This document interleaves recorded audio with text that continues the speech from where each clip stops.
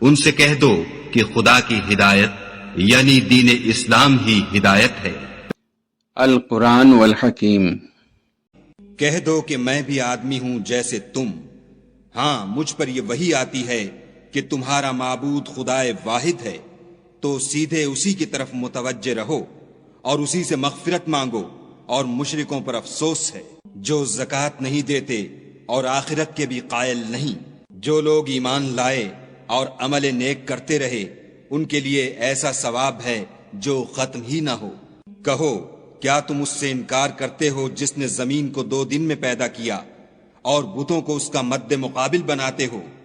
وہی تو سارے جہان کا مالک ہے۔ اور اسی نے زمین میں اس کے اوپر پہاڑ بنائے اور زمین میں برکت رکھی اور اس میں سامان معیشت مقرر کیا، سب 4 دن میں اور تمام طلبگاروں کے لیے یکساں۔ پھر آسمان کی طرف متوجہ ہوا اور وہ دھواں تھا، تو اس نے اس سے اور زمین سے فرمایا کہ دونوں آؤ، خواہ خوشی سے خواہ ناخوشی سے۔ انہوں نے کہا کہ ہم خوشی سے آتے ہیں۔ پھر 2 دن میں 7 آسمان بنائے اور ہر آسمان میں اس کے کام کا حکم بھیجا، اور ہم نے آسمان دنیا کو چراغوں یعنی ستاروں سے مزین کیا اور شیطانوں سے محفوظ رکھا۔ یہ زبردست اور خبردار کے مقرر کیے ہوئے اندازے ہیں۔ پھر اگر یہ منہ پھیر لیں تو کہہ دو کہ میں تم کو ایسی چنگھاڑ کے عذاب سے آگاہ کرتا ہوں جیسے عاد اور سمود پر چنگھاڑ کا عذاب آیا تھا، جب ان کے پاس پیغمبر ان کے آگے اور پیچھے سے آئے کہ خدا کے سوا کسی کی عبادت نہ کرو۔ کہنے لگے کہ اگر ہمارا پروردگار چاہتا تو فرشتے اتار دیتا، سو جو تم دے کر بھیجے گئے ہو ہم اس کو نہیں مانتے۔ جو عاد تھے وہ ناحق ملک میں غرور کرنے لگے اور کہنے لگے کہ ہم سے بڑھ کر قوت میں کون ہے؟ کیا انہوں نے نہیں دیکھا کہ خدا جس نے ان کو پیدا کیا وہ ان سے قوت میں بہت بڑھ کر ہے، اور وہ ہماری آیتوں سے انکار کرتے رہے۔ تو ہم نے بھی ان پر نحوست کے دنوں میں زور کی ہوا چلائی تاکہ ان کو دنیا کی زندگی میں ذلت کے عذاب کا مزہ چکھا دیں، اور آخرت کا عذاب تو بہت ہی ذلیل کرنے والا ہے، اور اس روز ان کو مدد بھی نہ ملے گی۔ اور جو سمود تھے ان کو ہم نے سیدھا رستہ دکھا دیا تھا، مگر انہوں نے ہدایت کے مقابلے میں اندھا رہنا پسند کیا، تو ان کے اعمال کی سزا میں کڑک نے ان کو آ پکڑا، اور وہ ذلت کا عذاب تھا۔ اور جو ایمان لائے اور پرہیزگاری کرتے رہے ان کو ہم نے بچا لیا۔ اور جس دن خدا کے دشمن دوزخ کی طرف چلائے جائیں گے تو ترتیب وار کر لیے جائیں گے، یہاں تک کہ جب اس کے پاس پہنچ جائیں گے تو ان کے کان اور آنکھیں اور چمڑے یعنی دوسرے اعضاء ان کے خلاف ان کے اعمال کی شہادت دیں گے، اور وہ اپنے چمڑوں یعنی اعضاء سے کہیں گے کہ تم نے ہمارے خلاف کیوں شہادت دی؟ وہ کہیں گے کہ جس خدا نے سب چیزوں کو نطق بخشا اسی نے ہم کو بھی گویائی دی، اور اسی نے تم کو پہلی بار پیدا کیا تھا، اور اسی کی طرف تم کو لوٹ کر جانا ہے۔ اور تم اس بات کے خوف سے تو پردہ نہیں کرتے تھے کہ تمہارے کان اور تمہاری آنکھیں اور چمڑے تمہارے خلاف شہادت دیں گے، بلکہ تم یہ خیال کرتے تھے کہ خدا کو تمہارے بہت سے عملوں کی خبر ہی نہیں، اور اسی خیال نے جو تم اپنے پروردگار کے بارے میں رکھتے تھے تم کو ہلاک کر دیا، اور تم خسارہ پانے والوں میں ہو گئے۔ اب اگر یہ صبر کریں گے تو ان کا ٹھکانہ دوزخ ہی ہے، اور اگر توبہ کریں گے تو ان کی توبہ قبول نہیں کی جائے گی۔ اور ہم نے شیطانوں کو ان کا ہم نشین مقرر کر دیا تھا، تو انہوں نے ان کے اگلے اور پچھلے اعمال ان کو عمدہ کر دکھائے تھے، اور جنات اور انسانوں کی جماعتیں جو ان سے پہلے گزر چکیں ان پر بھی خدا کے عذاب کا وعدہ پورا ہو گیا، بے شک یہ نقصان اٹھانے والے ہیں۔ اور کافر کہنے لگے کہ اس قرآن کو سنا ہی نہ کرو، اور جب پڑھنے لگیں تو شور مچا دیا کرو تاکہ تم غالب رہو۔ سو ہم بھی کافروں کو سخت عذاب کے مزے چکھائیں گے، اور ان کے برے عملوں کی جو وہ کرتے تھے سزا دیں گے۔ یہ خدا کے دشمنوں کا بدلہ ہے، یعنی دوزخ، ان کے لیے اسی میں ہمیشہ کا گھر ہے۔ یہ اس کی سزا ہے کہ ہماری آیتوں سے انکار کرتے تھے۔ اور کافر کہیں گے کہ اے ہمارے پروردگار، جنوں اور انسانوں میں سے جن لوگوں نے ہم کو گمراہ کیا تھا ان کو ہمیں دکھا کہ ہم ان کو اپنے پاؤں کے تلے روند ڈالیں تاکہ وہ نہایت ذلیل ہوں۔ جن لوگوں نے کہا کہ ہمارا پروردگار خدا ہے پھر وہ اس پر قائم رہے ان پر فرشتے اتریں گے اور کہیں گے کہ نہ خوف کرو اور نہ غمناک ہو، اور بہشت کی جس کا تم سے وعدہ کیا جاتا ہے خوشی مناؤ۔ ہم دنیا کی زندگی میں بھی تمہارے دوست تھے اور آخرت میں بھی تمہارے رفیق ہیں، اور وہاں جس نعمت کو تمہارا جی چاہے گا تم کو ملے گی، اور جو چیز طلب کرو گے تمہارے لیے موجود ہوگی۔ یہ بخشنے والے مہربان کی طرف سے مہمانی ہے، اور اس شخص سے بات کا اچھا کون ہو سکتا ہے جو خدا کی طرف بلائے اور عمل نیک کرے اور کہے کہ میں مسلمان ہوں، اور بھلائی اور برائی برابر نہیں ہو سکتی، تو سخت کلامی کا ایسے طریق سے جواب دو جو بہت اچھا ہو۔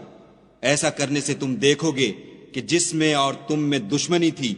وہ تمہارا گرم جوش دوست ہے، اور یہ بات انہی لوگوں کو حاصل ہوتی ہے جو برداشت کرنے والے ہیں، اور انہی کو نصیب ہوتی ہے جو بڑے صاحب نصیب ہیں۔ اور اگر تمہیں شیطان کی جانب سے کوئی وسوسہ پیدا ہو تو خدا کی پناہ مانگ لیا کرو، بے شک وہ سنتا جانتا ہے۔ اور رات اور دن اور سورج اور چاند اس کی نشانیوں میں سے ہیں۔ تم لوگ نہ تو سورج کو سجدہ کرو اور نہ چاند کو، بلکہ خدا ہی کو سجدہ کرو جس نے ان چیزوں کو پیدا کیا ہے، اگر تم کو اس کی عبادت منظور ہے۔ اگر یہ لوگ سرکشی کریں تو خدا کو بھی ان کی پرواہ نہیں۔ جو فرشتے تمہارے پروردگار کے پاس ہیں وہ رات دن اس کی تسبیح کرتے رہتے ہیں اور کبھی تھکتے ہی نہیں۔ اور اے بندے، یہ اسی کی قدرت کے نمونے ہیں کہ تو زمین کو دبی ہوئی یعنی خشک دیکھتا ہے، جب ہم اس پر پانی برسا دیتے ہیں تو شاداب ہو جاتی اور پھولنے لگتی ہے۔ تو جس نے زمین کو زندہ کیا وہی مردوں کو زندہ کرنے والا ہے، بے شک وہ ہر چیز پر قادر ہے۔ جو لوگ ہماری آیتوں میں کجراہی کرتے ہیں وہ ہم سے پوشیدہ نہیں ہیں۔ بھلا جو شخص دوزخ میں ڈالا جائے وہ بہتر ہے یا وہ جو قیامت کے دن امن و امان سے آئے؟ تو خیر، جو چاہو سو کر لو، جو کچھ تم کرتے ہو وہ اس کو دیکھ رہا ہے۔ جن لوگوں نے نصیحت کو نہ مانا جب وہ ان کے پاس آئی، اور یہ تو ایک عالی رتبہ کتاب ہے، اس پر جھوٹ کا دخل نہ آگے سے ہو سکتا ہے نہ پیچھے سے، اور دانا اور خوبیوں والے خدا کی اتاری ہوئی ہے۔ حامیم۔ تم سے وہی باتیں کہی جاتی ہیں جو تم سے پہلے اور پیغمبروں سے کہی گئی تھیں، بے شک تمہارا پروردگار بخش دینے والا بھی ہے اور عذاب علیم دینے والا بھی ہے۔ اور اگر ہم اس قرآن کو غیر زبان عرب میں نازل کرتے تو یہ لوگ کہتے کہ اس کی آیتیں ہماری زبان میں کیوں کھول کر بیان نہیں کی گئیں؟ کیا خوب کہ قرآن تو عجمی اور مخاطب عربی۔ کہہ دو کہ جو ایمان لاتے ہیں ان کے لیے یہ ہدایت اور شفا ہے، اور جو ایمان نہیں لاتے ان کے کانوں میں گرانی یعنی بہرا پن ہے، اور یہ ان کے حق میں موجب نابینائی ہے۔ گرانی کے سبب ان کو گویا دور جگہ سے آواز دی جاتی ہے۔ اور ہم نے موسیٰ کو کتاب دی تو اس میں اختلاف کیا گیا، اور اگر تمہارے پروردگار کی طرف سے ایک بات پہلے نہ ٹھہر چکی ہوتی تو ان میں فیصلہ کر دیا جاتا، اور یہ اس قرآن سے شک میں الجھ رہے ہیں۔ جو نیک کام کرے گا تو اپنے لیے، اور جو برے کرے گا تو ان کا ضرر اسی کو ہوگا، اور تمہارا پروردگار بندوں پر ظلم کرنے والا نہیں۔ قل انما انا بشر مثلكم يوحى الي انما الهكم اله واحد فاستقيموا اليه واستغفروه وويل للمشركين الذين لا يؤتون الزكاة وهم بالآخرة هم كافرون إن الذين آمنوا وعملوا الصالحات لهم أجر غير ممنون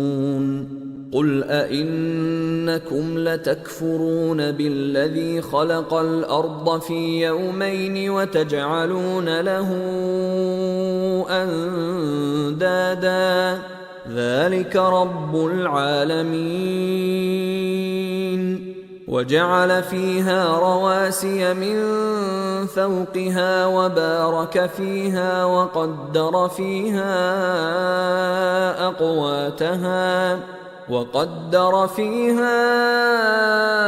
أقواتها في 4 أيام سواء للسائلين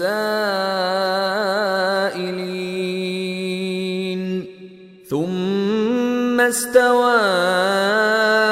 إلى السماء وهي دخان فقال لها وللأرض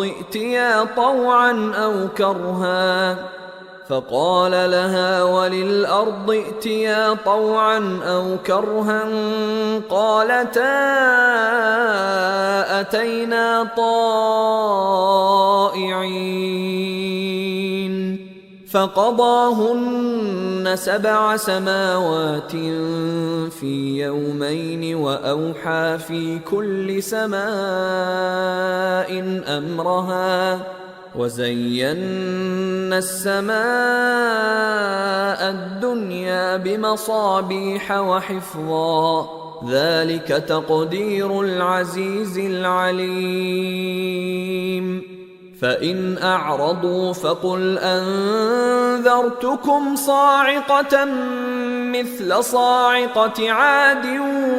وثمود إذ جاءتهم الرسل من بين أيديهم ومن خلفهم ألا تعبدوا إلا الله قالوا لو شاء ربنا لأنزل ملائكة فإنا بما أرسلتم به كافرون فأما عاد فاستكبروا في الأرض بغير الحق وقالوا من أشد منا قوة أولم يروا أن الله الذي خلقهم هو أشد منهم قوة وكانوا بآياتنا يجحدون فأرسلنا عليهم ريحا صرصرا في أيام نحسات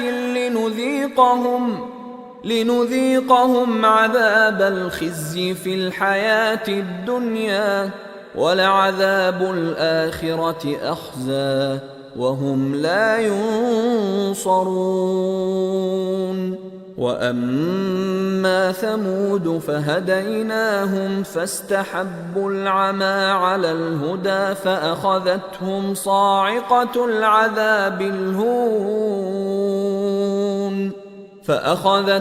صاعقة العذاب الهون بما كانوا يكسبون ونجينا الذين آمنوا وكانوا يتقون ويوم يحشر أعداء الله إلى النار فهم يوزعون حتى إذا ما جاءوها شهد عليهم سمعهم وأبصارهم وجلودهم بما كانوا يعملون وقالوا لجلودهم لم شهدتم علينا قالوا أنطقنا الله الذي أنطق كل شيء وهو خلقكم أول مرة وإليه ترجعون وما كنتم تستترون أن يشهد عليكم سمعكم ولا أبصاركم ولا جلودكم ولكن ظننتم أن الله لا يعلم كثيرا مما تعملون وذلكم ظنكم الذي ظننتم بربكم أرداكم فأصبحتم من الخاسرين فإن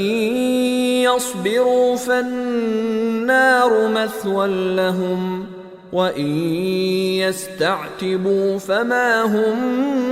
من المعتبين وقيضنا لهم قرناء فزينوا لهم ما بين أيديهم وما خلفهم وحق عليهم القول في قد خلت من قبلهم من الجن والإنس إنهم كانوا خاسرين وقال الذين كفروا لا تسمعوا لهذا القرآن والغوا فيه لعلكم تغلبون فلنذيقن الذين كفروا عذابا شديدا ولنجزينهم أسوأ الذي كانوا يعملون ذلك جزاء أعداء الله النار لهم فيها دار الخلد جزاء بما كانوا بآياتنا يجحدون وقال الذين كفروا ربنا أرنا الذين أضلانا من الجن والإنس نجعلهما تحت أقدامنا ليكونا من الأسفلين إن الذين قالوا ربنا الله ثم استقاموا تتنزل عليهم الملائكة ألا تخافوا ولا تحزنوا وأبشروا بالجنة التي كنتم توعدون نحن أولياؤكم في الحياة الدنيا وفي الآخرة ولكم فيها ما تشتهي أنفسكم ولكم فيها ما تدعون نزلا من غفور رحيم ومن أحسن قولا ممن دعا إلى الله وعمل صالحا وقال إنني من المسلمين ولا تستوي الحسنة ولا السيئة ادفع بالتي هي أحسن فإذا الذي بينك وبينه عداوة كأنه ولي حميم وما يلقاها إلا الذين صبروا وما يلقاها إلا ذو حظ عظيم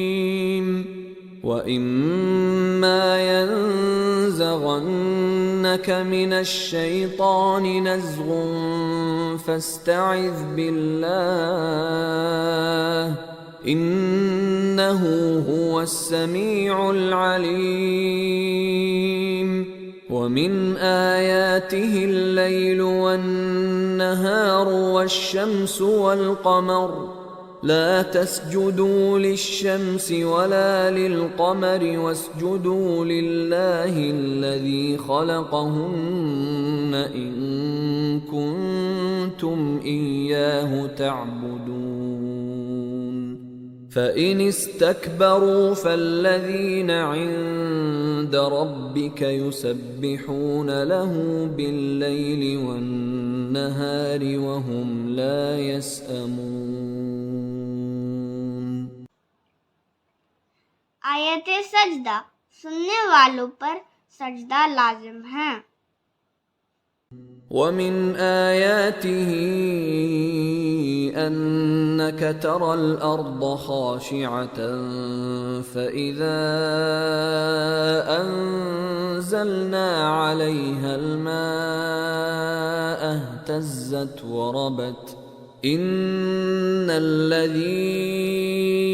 أحياها لمحيي الموتى إنه على كل شيء قدير. إن الذين يلحدون في آياتنا لا يخفون علينا أفمن يلقى في النار خير أم من يأتي آمنا يوم القيامة اعملوا ما شئتم إنه بما تعملون بصير. إن الذين كفروا بالذكر لما جاءهم وإنه لكتاب عزيز لا يأتيه الباطل من بين يديه ولا من خلفه تنزيل من حكيم حميد. ما يقال لك إلا ما قد قيل للرسل من قبلك إن ربك لذو مغفرة وذو عقاب أليم. ولو جعلناه قرآنا أعجميا لقالوا لولا فصلت آياته أعجمي وعربي قل هو للذين آمنوا هدى وشفاء والذين لا يؤمنون في آذانهم وقر وهو عليهم عمى أولئك ينادون من مكان بعيد. ولقد آتينا موسى الكتاب فاختلف فيه ولولا كلمة سبقت من ربك لقضي بينهم وإنهم لفي شك منه مريب. من عمل صالحا فلنفسه ومن أساء